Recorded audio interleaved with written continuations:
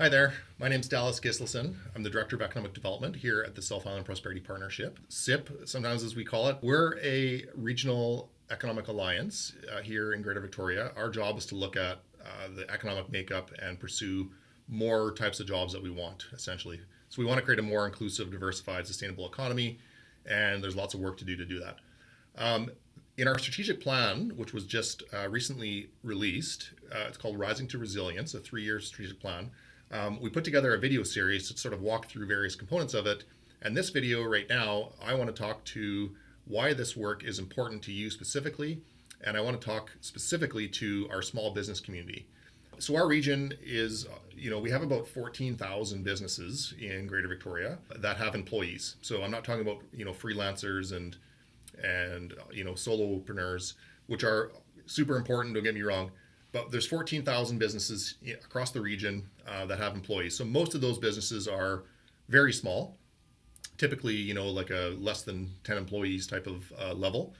Some of them are bigger. We all are aware of the bigger major employers in the region, but most of them are small.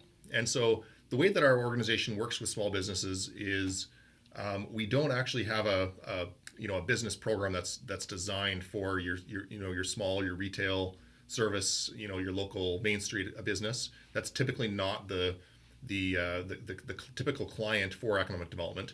But our work does benefit most small businesses indirectly. And here's how that works. So if we think about our economic region, which is sort of the Greater Victoria Metro region, think of that as like an economic ecosystem, right? And that ecosystem has inputs and it has outputs. So it has money and wealth coming in through exports and through wealth creation, and then we have these leakages occurring where money leaves the economy mostly through importing and through people investing into RRSPs of stocks of companies that aren't here.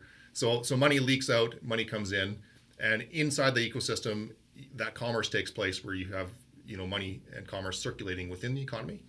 And so our job in economic development is really to look at that whole system, and the specific part that we emphasize in our work is around wealth creation. So where wealth comes from and how wealth is created in the economy.